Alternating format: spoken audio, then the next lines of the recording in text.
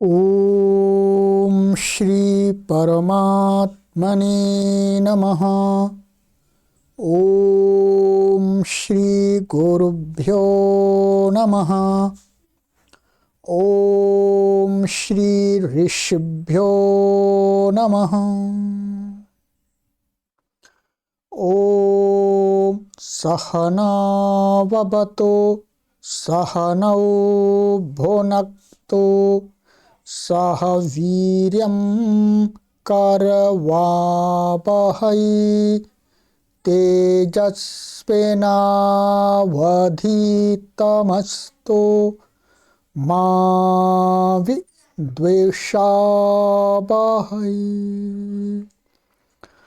ओम शांति शांति शांति। सर्वेभ्यो नमः। देववाणी संस्कृतं यूट्यूब चलदृश्यं प्रति भवतां भवतीनांच हार्दं स्वागतम्। मित्रों, अष्टाध्यायी भाष्य प्रथमावृत्ति पंचमः अध्यायः प्रथमः पादः कक्षा संख्या षष्ठी को पढ़ेंगे। आज छठी कक्षा को पढ़ेंगे, 6th क्लास। चलिएगा, पुस्तक को ओपन कर लीजिएगा। अधिक जानकारी के लिए इन व्हाट्सएप नंबरों पर आप संपर्क करें। तो गत कक्षा में मैंने आपको कुछ सूत्र पढ़ाए थे, यहां तक पढ़ा दिया था मैंने आपको। ये 36वां सूत्र पढ़ाया था, तेन कृतम। ठीक है, तेन कृतम। चलिएगा, आगे का सूत्र है हमारा ये तेन कृतम। अर्थ था तेन कृतम। अब ये रखिएगा कि तेन कृतम, कृत अर्थ में तृतीय समर्थ से जितने भी शब्द हैं, उन यदि उनसे शब्दों उस अर्थ में मिल रहे हैं, कृत अर्थ में, तो सबसे यथावित प्रत्यय हो जाएंगे। ठीक है, कृतम के लिए और कोई दूसरा सूत्र नहीं है, इसका कोई अपवाद भी नहीं है, इसका अपना कोई अपवाद नहीं है। ठीक है, चलिएगा, अब एक आर्हीय नया अर्थ आ रहा है। एक अर्थ तो तेन कृतम हो गया, अब दूसरा अर्थ आ रहा है, तस्य निमित्तम संयोगोत्पातौ। तस्य षष्ठी व्यक्ति एकवचनांतम, निमित्तम प्रथमा व्यक्ति एकवचनांतम, संयोगोत्पातौ प्रथमा व्यक्ति द्विवचनांतम। ठीक है,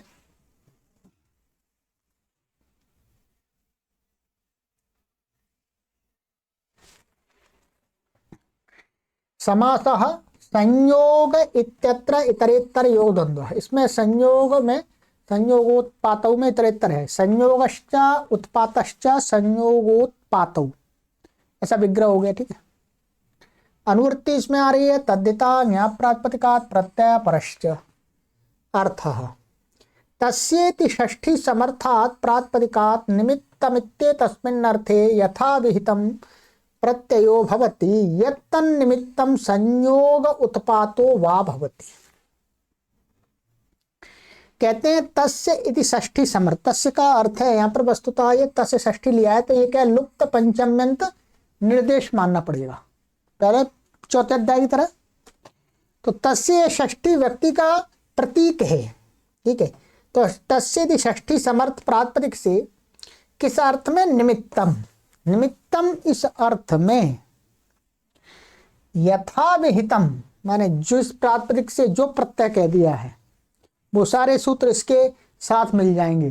ठीक है, भवति कहते हैं यत्तन निमित्तम, यदि वो निमित्त, जो निमित्त होता है वो निमित्त कैसा होना चाहिए? कहते हैं वो निमित्त संयोग वाला होना चाहिए या वो उत्पात वाला होना चाहिए।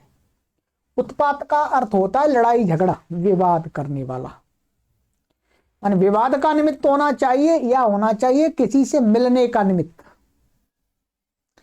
तब होना आएगा। सभी निमित्तों में नहीं, केवल दो निमित्तों में, संयोग रूपी और उत्पात रूपी, उनमें होगा। तो यहां पर अब उदाहरण देख रहे हैं, ठीक है, देखिएगा।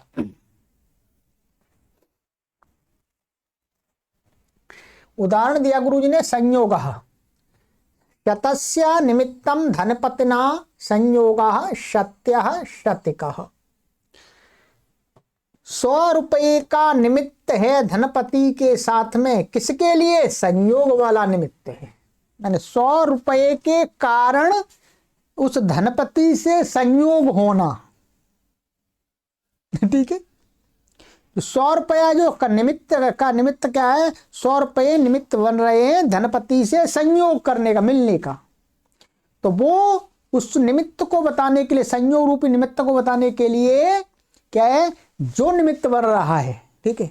तो क्या बन रहा है? शतस्य, तो शत्य, शत शब्द से यत प्रत्यय हो गया यहाँ पर, ठीक है। और शत्य का ये ठन प्रत्यय हो गया। सूत्र पहले आ ही गया है आपका, शताच ठन ताव शति, ये आ गया था। ठन और यत प्रत्यय हो गया इससे, यथावत, ठीक है। ऐसे ही सहस्रः, तो इसमें सहस्रस्य निमित्तम धनपतिना संयोगः, सहस्रः संयोगः, निमित्त रूपी संयोग को कहा जा रहा है, ठीक है। मैंने 1000 रुपये सेठ जी से मिलने में संयोग बने, ठीक है। मैंने 1000 रुपये का निमित्त संयोग क्या कहलाएगा? सहस्र। तो यहां पर क्या है? शतमान विंशतिक सहस्र वसनादरण से अण हो जाएगा, ये आ गया है पहले, ठीक है। सहस्र शब्द शब्द सूत्र में अण हो जाए, वृद्धि आदि हो जाएगी, लोप आदि हो जाएगा, ये हो गया। आगे उत्पात, बिल्कुल उत्पात में ये अर्थ बदल जाए केवल। शतस्य निमित्तम उत्पात शत्य, माने 100 रुपये का, 100 रुपये के निमित्त के कारण, 100 रुपये के कारण हुआ जो झगड़ा विवाद, वो क्या कहलाएगा? शत्य उत्पात, शतिका उपवाद। सहस्र माने 1000 रुपये, 1000 रुपये से 1000 रुपये का निमित्त है जिस झगड़े में, उत्पात में, तो वो सहस्र उत्पात। सिद्धियां सरल है, ठीक है।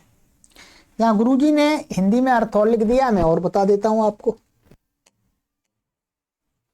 100 के कारण जो संयोग, किसी का संबंध, वह शत्य शतिकः कहा जाएगा। इसी प्रकार 100 रुपये के कारण जो उत्पात में लड़ाई झगड़ा आदि, वह भी शत्य शतिकः कहा जाएगा। अब कहां पर इसका अर्थ झगड़ा है, कहां पर इसका अर्थ संयोग है, ये आपको प्रसंग बताएगा।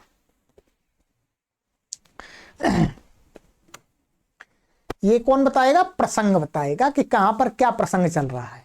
तो सिद्धियों में कुछ भी विशेष नहीं, सिद्धियां आपकी कराई दी पहले, बस ये अर्थ हो गया। चलिएगा आगे सूत्र है हमारा, गोद्व्यचो संख्या परिमाणाश्वादेर यत्।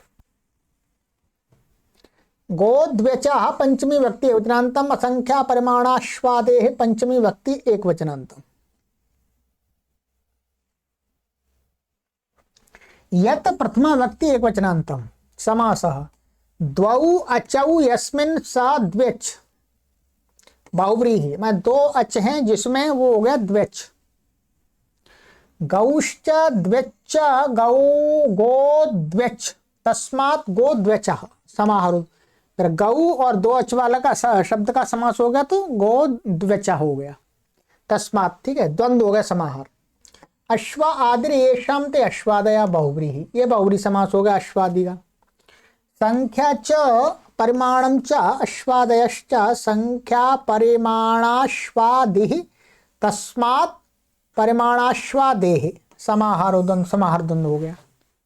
फिर न संख्या परिमाणाश्वादिः असंख्या परिमाणाश्वादिः तस्मात् असंख्या परिमाणादेः, ठीक है।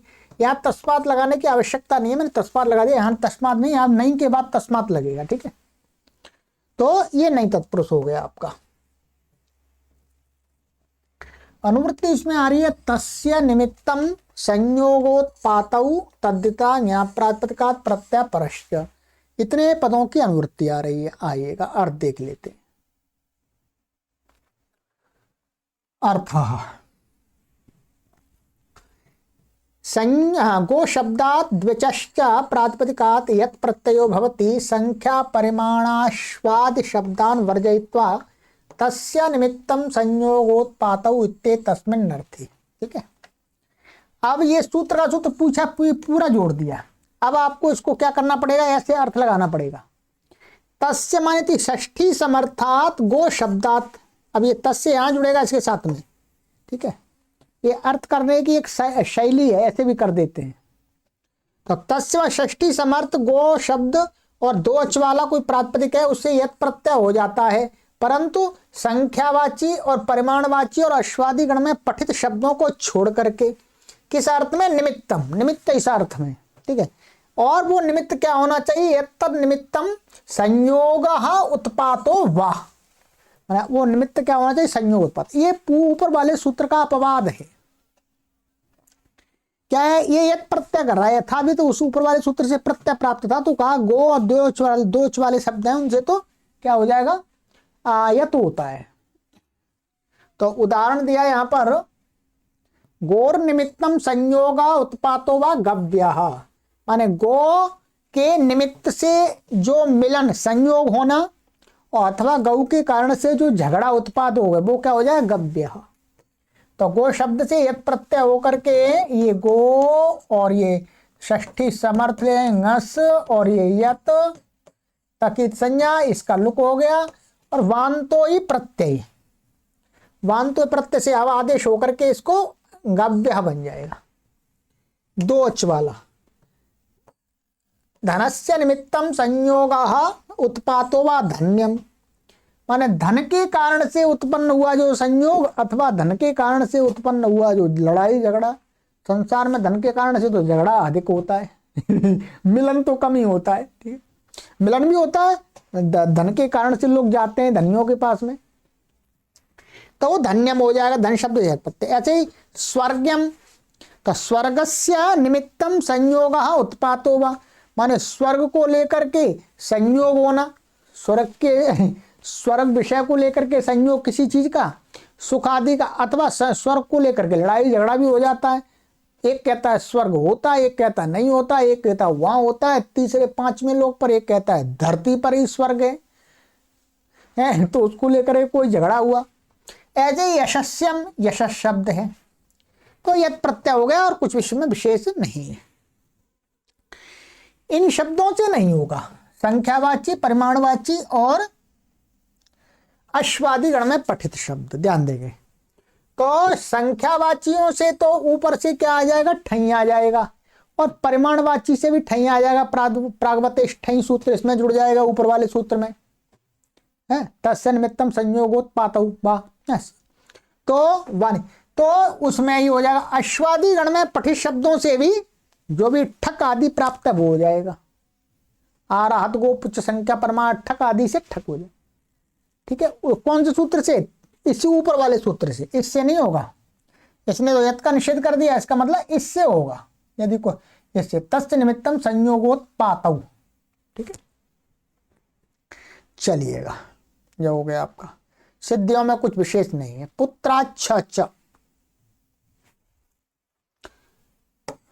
पुत्रात् पंचमी व्यक्ति विज्ञानतम छ लुप्त प्रथमांत निर्देशा चाव्य पदम अनुवृत्ति यत तस्य निमित्तम संयोगोत्पातौ तद्धिता ज्ञाप्रातिपदिकात् प्रत्यय परश्च। ठीक है, अर्थ पुत्र प्रातिपदिकात् छः प्रत्ययो भवति यत च तस्य निमित्तम संयोगोत्पातौ इत्येतस्मिन् अर्थे। कह रहे पुत्र प्रातिपदिक षष्ठी समर्थ प्रातिपदिक अपने आप आ जाएगा। ठीक है, षष्ठी समर्थ पुत्र प्रातिपदिक से छ प्रत्यय होता है यदि वो निमित्त, निमित्त अर्थ में। ठीक है, निमित्त अर्थ में, और वो निमित्त क्या होना चाहिए, संयोग व उत्पात। तो ये भी तस्य निमित्तम संयोगोत्पातों का अपवाद है। तो पुत्रस्य निमित्तम संयोगः उत्पातो व पुत्र्यः, पुत्र्यः, तो क्या हो गया, छ प्रत्यय होगा, और चकार से यत भी हो गया, ये दो प्रत्यय हो गए। तो तो पुत्र के निमित्त से जो उत्पन्न हुआ संयोग अथवा पुत्र के निमित्त से जो झगड़ा, पुत्र के कारण झगड़ा भी हो जाता है, तो वो हो जाएगा पुत्रिया पुत्र। ये इच्छा हो गया, अच्छा को ये हो जाएगा, और पुत्र ये तो हो गया तो या पुत्र बन जाएगा। ठीक, ये हो गया। पुत्र के कारण जो संयोग व उत्पात हो वो पुत्रिया या पुत्र कहा जाएगा। चलिए, बहुत सुंदर सूत्र आ रहा है जो ऐसे शब्द की सिद्धि करता है जिसका हम बहुत प्रयोग देखते हैं। ठीक है, सर्वभूमि पृथ्वीभ्यामणयम्, सर्वभूमि पृथ्वीभ्याम पंचमी व्यक्ति द्विवचनांतम अणयम् प्रथमा व्यक्ति द्विवचनांतम समास उभयत्र इतरेतर योग द्वंद्व, दोनों जगह इनमें इतरेतर योग है। तो देखते हैं, सर्वभूमिश्च पृथ्वी च सर्वभूमि पृथिव्यौ और ताभ्याम सर्वभूमि पृथ्वीभ्याम। ठीक है, ऐसे ही इसका हो जाएगा अणचा अणचा अणयम, ये ऐसा विग्रह, ये भी द्वंद्व है। अनुवृत्ति इसमें आ रही है, तस्य निमित्तम संयोगोत्पात तद्धिता ज्ञाप प्रातिपदिका प्रत्यय परश्च, इनकी अनुवृत्ति है। अर्थ, सर्वभूमि पृथ्वी इत्येताभ्याम प्रातिपदिकाभ्याम तस्य निमित्तम संयोगोत्पातावित्ते तस्मिन्नर्थे यथासंख्यम अण ऐ इत्येतौ प्रत्ययौ भवता। कहते सर्वभूमि और पृथ्वी इन दो प्रातिपदिकों से षष्ठी समर्थों से, ठीक है, तस्मा षष्ठी समर्थ निमित्त, इस अर्थ में क्या हो जाता है, यथासंख्य अण, माने इससे अण और इससे ऐ, किसमें वो निमित्त क्या होना चाहिए, संयोग अथवा उत्पात होना चाहिए, इस अर्थ में हो जाता है। ये भी तस्य निमित्तम संयोगोत्पातों का अपवाद है। अण और ऐ करने में केवल स्वर का भेद होगा, बाकी शब्द स्वरूप एक जैसा होगा। अण करो चाहे ऐ करो, ऐ बचता है। तो उदाहरण दिया यहां पर, सार्वभौमेर निमित्तम संयोग उत्पातो वा सार्वभौमः, सारी भूमि के निमित्त से उत्पन्न जो संयोग अथवा लड़ाई झगड़ा, वो क्या हो जाए, सार्वभौम। ठीक है, तो सार्वभौम यहां पर, और ये पृथ्वी, तो यहाँ पृथिव्याः निमित्तम संयोग उत्पातो वा पार्थिव। चलिएगा, सिद्धि करा देते हैं। इसमें सिद्धि में थोड़ा सा विशेष है। ये क्या है, सर्वभूमि शब्द है आपका, क्या है, सर्वभूमि। तो सार्वभौम बन गया, यहां पर भी वृद्धि हो गई, इसमें भी। तो यहां पर क्या है, अण प्रत्यय हो गया। ये अण प्रत्यय पर अनुशतकादि नाम चाहिए, एक सूत्र है 7-3-20। ठीक है, 7-3-20। इससे क्या हो जाता है, अण तद्धित अणित प्रत्यय के परे रहते हैं, इस पूर्व पद के आदि एच को और उत्तर पद के आदि एच को वृद्धि हो जाती, दोनों को होती। सर्व और भूमि दोनों पदों को वृद्धि होकर के क्या हो जाता है, सर्व को सार्व और भूमि को भूमि, और अण का आया ऐसे तीसरे से इकार का लोप हो जाएगा इसका भूमि के, और उसमें जुड़ जाएगा सार्वभौम। ठीक है, पृथ्वी में वृद्धि हो जाएगी, तद्धितेषु चामादे से वृद्धि हो जाएगी, तो प्री को पार बन जाएगा, पार्थिव। ऐसा मैं दिखा देता हूं आपको, ऐसा, ये पृथ्वी है आपका, पृथ्वी ऐसा शब्द है ये, और ये ngस, और ये हो गया ऐ। ठीक है, लुक हो गया, इसका संज्ञा हो गई। अब यहाँ पर वृद्धि हो जाएगी, तो पार्थ ऐसा बन जाएगा, ये वृद्धि होकर के तद्धित श्यामादे और वृद्धिरादैच और उरण रपरा लग करके पार्थिव, और यसे तीचे से ईकार का लोप, तो पार्थिव बनेगा। पृथ्वी को लेकर के कोई झगड़ा अथवा पृथ्वी को लेकर के कोई संयोग, मिलना जुलना राजाओं का हुआ करता था पहले। चलिएगा, अब नया अर्थ आ रहा है। ये आपका तस्य निमित्तम संयोगोत्पातौ, जो दूसरा अर्थ था वो भी समाप्त हो गया। ठीक है, अब आ रहा है आगे नया अर्थ, तस्येश्वरः, तस्य षष्ठी व्यक्ति योजनांतम, ईश्वरः प्रथमा व्यक्ति योजनांतम। ठीक है, तो ये भी लुप्त पंचम्यंत निर्देश है वास्तव में। ठीक है, षष्ठी व्यक्ति का अनुकरण है।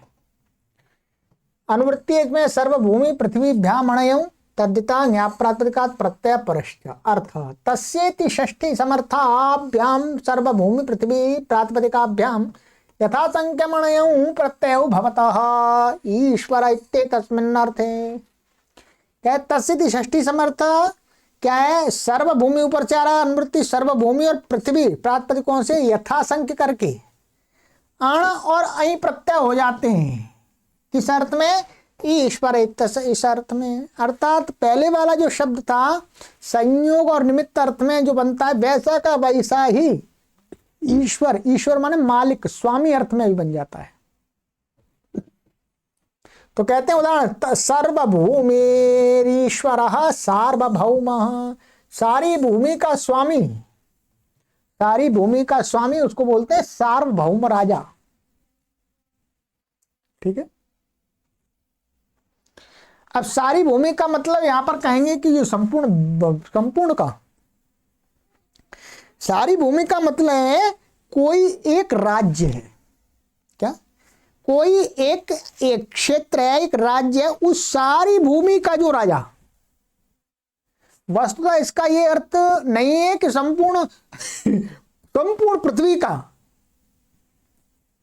संपूर्ण पृथ्वी का स्वामी, ऐसा नहीं है। वास्तव में लोग ऐसा ही अर्थ कर लेते हैं, ऐसा नहीं। सर्वभूमि का अर्थ है भाई एक राज्य की जितनी भूमि है उस सारी भूमि का जो राजा, वो सार्वभौम राजा हो गया।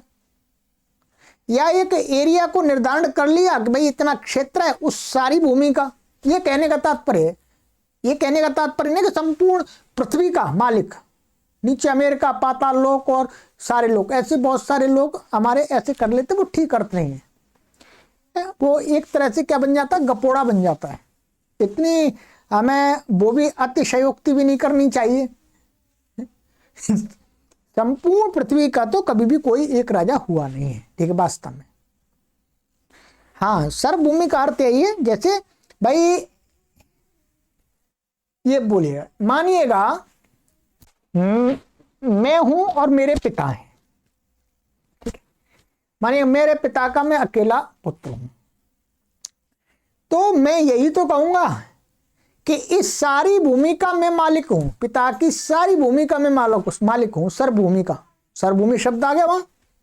इसका मतलब ये तो नहीं संपूर्ण गांव अथवा नगर सारी भूमि का मैं ही मालिक हूं, नहीं।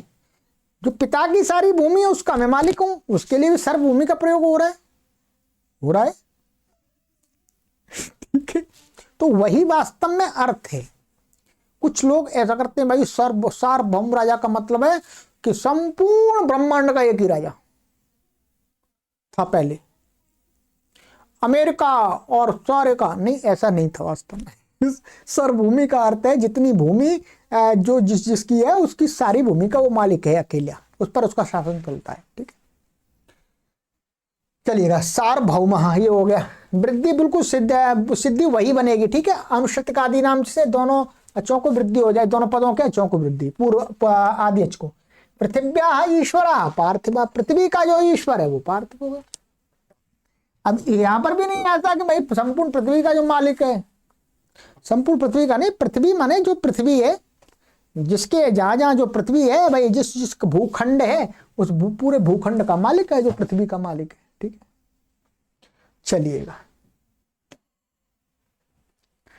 तो यहां पर भी गुरुजी ने ऐसा लिख दिया है, ये सारी भूमि का जो स्वामी हुआ सार्वभौम कहा जाएगा। इसी प्रकार पृथ्वी का स्वामी पार्थिव कहा जाएगा, तो पार्थिव राजा। ठीक है, तो सारी भूमि का अर्थ वही है। यहाँ गुरुजी ये नहीं कह रहे कि अमेरिका से लेकर के और भारत और ये सब कुछ सब कुछ का एक राजा था पहले। कोई ऐसे राजा का कोई भी ऐसा इतिहास नहीं मिलता है। ठीक है, चलिएगा, ये अर्थ हो गया। अब एक नया अर्थ आ रहा है, तत्र विदित इति च, तत्र अव्ययपदम विदिता प्रथम व्यक्ति वचनांतम इति अव्ययपदम च अव्ययपदम। ठीक है, अनुवृत्ति सर्वभूमि पृथ्वी व्यामणयौ तद्धिता ज्ञाप्रातिपदिकात् प्रत्यय परश्च। चलिएगा,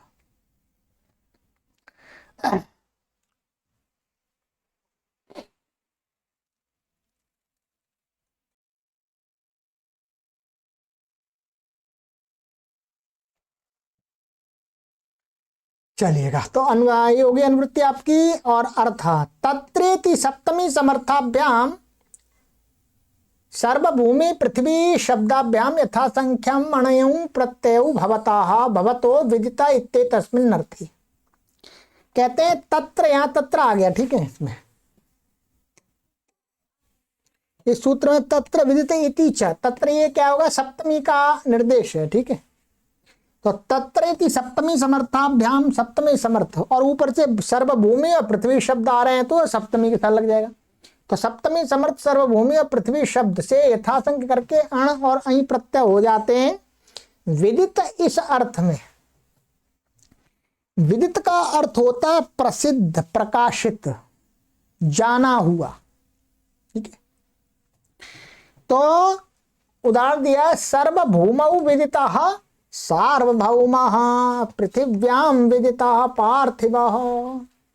सर्वभूमि पर माने सारी भूमि पर जो प्रसिद्ध है, अर्थात अपना जो एरिया है उस सारी भूमि पर, सारे क्षेत्र में जिसको जानते हैं लोग, वो क्या हो जाता है, सार्वभौमः। ऐसे ही पृथिव्याम विदितः, पृथ्वी पर जो प्रसिद्ध है, पृथ्वी माने जितना भूखंड है, जिसको एक उसका रेखांकित किया गया है, तो उस सारी पृथ्वी पर जो जाना जाता है, जो प्रसिद्ध है, उसको बोलेंगे पार्थिवः।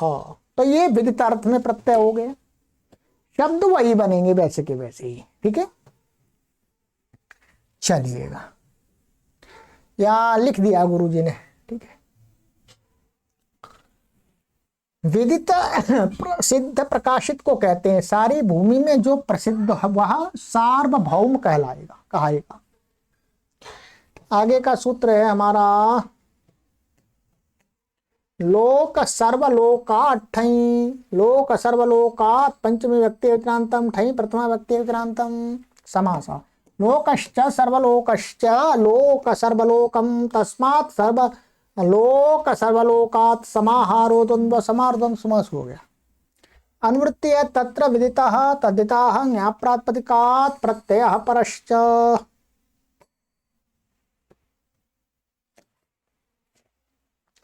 अर्थः सप्तमी समर्थाभ्याम लोक सर्वलोक इत्येताभ्याम शब्दाभ्याम ठई प्रत्ययो भवति विदित इत्येतस्मिन् अर्थी।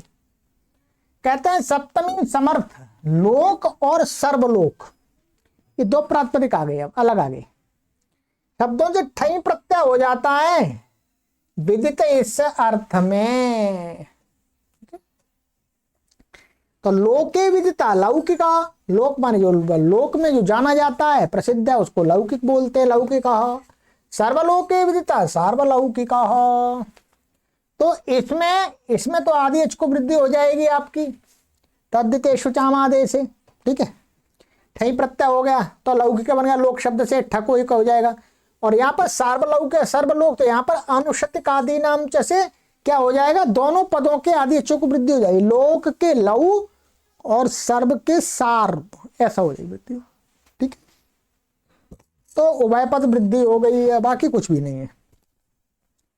तो ये लौकिक का शब्द ऐसे भी बन सकता है इस अर्थ में, लोके भवः आदि अर्थ में भी बनता है, ठीक है। तो यहां पर तो लोके विदिता में लोक में जो प्रसिद्ध है उसको लौकिक बोलेंगे।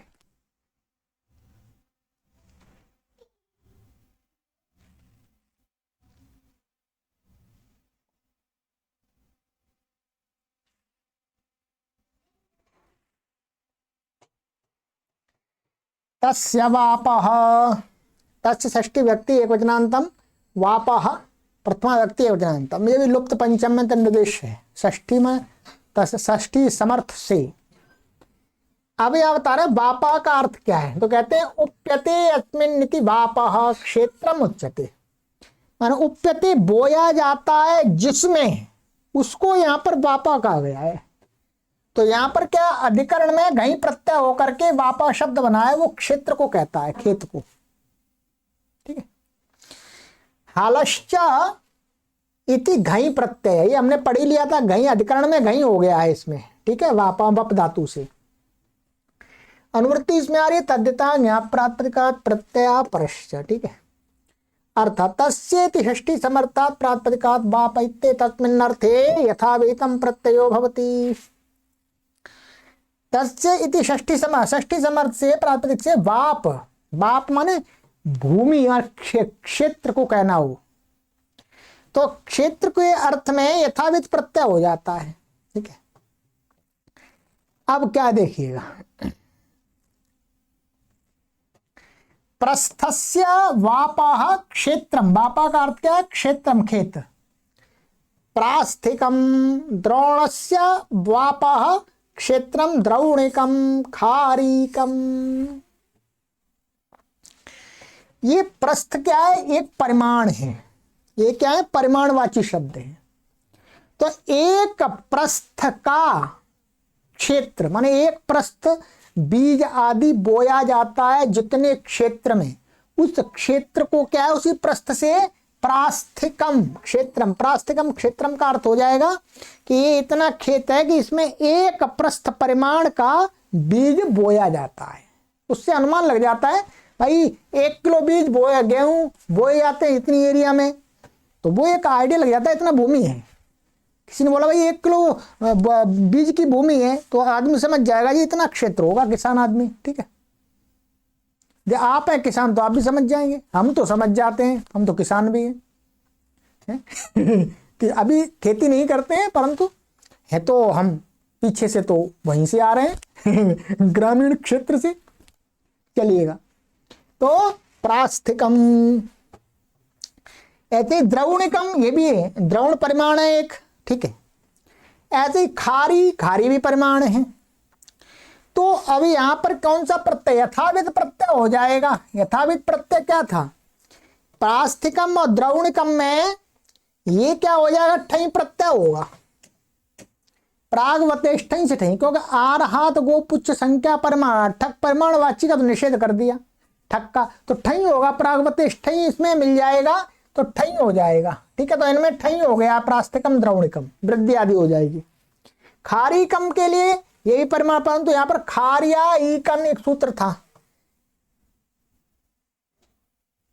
क्या हुआ था, ईकन प्रत्यय हुआ था यहां पर 5-1 33,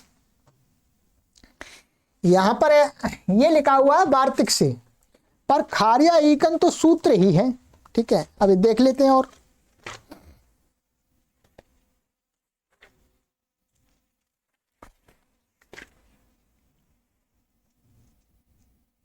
अच्छा, हाँ, वह वार्तिक आया था, खारिया ईकन सूत्र था, परंतु वहां पर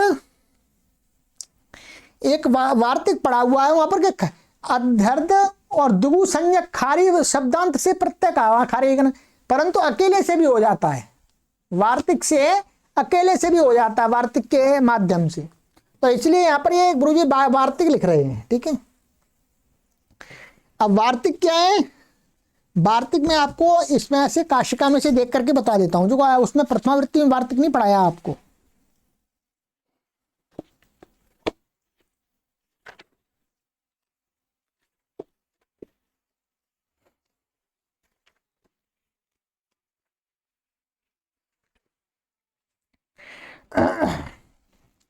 ये वार्तिक था, केवलायाश्चेति वक्तव्यम, वार्तिक में आपको लिखा देता हूं, क्या है वार्तिक, केवलायाश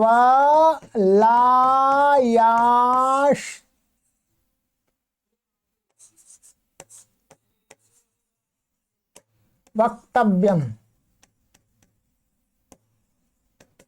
ठीक है, ये केवल आयाश्चेत वक्तव्य, केवल खारी शब्द से भी प्रत्यय हो जाता है ईकन, ये वार्तिक था। ठीक है, तो ये वार्तिक, वो वार्तिक यहाँ इस सूत्र में मिल गया, तस्वापा, तो खारीकम में ईकन प्रत्यय हो गया, यसेति जैसे खारी के ईकार का लोप हो जाएगा, ईकन प्रत्यय का ईक बचेगा तो जुड़ जाएगा, खारीकम बन जाएगा, सरल सिद्धि है।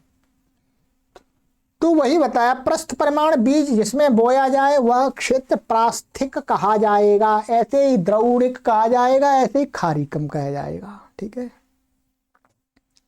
चलिएगा, पात्रादिष्ठन, पात्रात् पंचमी व्यक्ति एकवचनान्तम, इष्ठन प्रथमा व्यक्ति एकवचनान्तम, अनुवृत्ति तस्य वापा तद्दिता ज्ञाप प्रातिपदिकात् प्रत्यय परश्च। ठीक है जी, अर्थः पात्र शब्दात् इष्ठन प्रत्ययो भवति तस्य वाप इत्येतस्मिन् विषये, पात्र शब्द से ष्ठन प्रत्यय होता है, तस्य बाप, उसका माने षष्ठी समर्थ से हो जाए, षष्ठी समर्थ पात्र शब्द से ष्ठन होगा, बाप माने क्षेत्र को कहना हो तो, ठीक है। तो ये पात्रस्य बापा पात्रकम क्षेत्रम, पात्र की क्षेत्र भक्ति है। तो क्षेत्र भक्ति भी क्या है, ये एक खेत को ही कहा जाता है क्षेत्र भक्ति शब्द संस्कृत में। तो पात्र क्या है, एक परिमाणवाची शब्द है, पात्र का बर्तन नहीं है, पात्र एक विशेष परिमाण वाला है। तो उतना परिमाण का बीज बोया जाता है जितने खेत में, वो हो जाएगा पात्रकम क्षेत्रम। तो यहाँ पर क्या हो जाएगा, वही प्रागवतेष्ठन से ठई हो गया, सूत्र के सहयोग से लग करके। हाँ नहीं, ठई नहीं होगा, ये ष्ठन प्रत्यय है, ष्ठन हो गया, ष्ठन को ये चला गया, ये चला गया, तो ठका एक होकर के पात्रकम बन जाएगा, ठीक है। ये उसका अपवाद है, तस्य बापा का अपवाद है ये। और पात्र की यहाँ पर क्या ष्ठन है, तो क्या हो जाएगा, इसको शितगौरा दिभ्यश्च से गीश हो जाएगा, ये पात्र की बन जाएगा। क्योंकि क्षेत्र भक्ति शब्द ये क्या है, स्त्रीलिंग है, क्षेत्र भक्ति का अर्थ भी वही है, खेती कहा जा रहा है, ठीक है। चलिएगा, तो ये हो गया।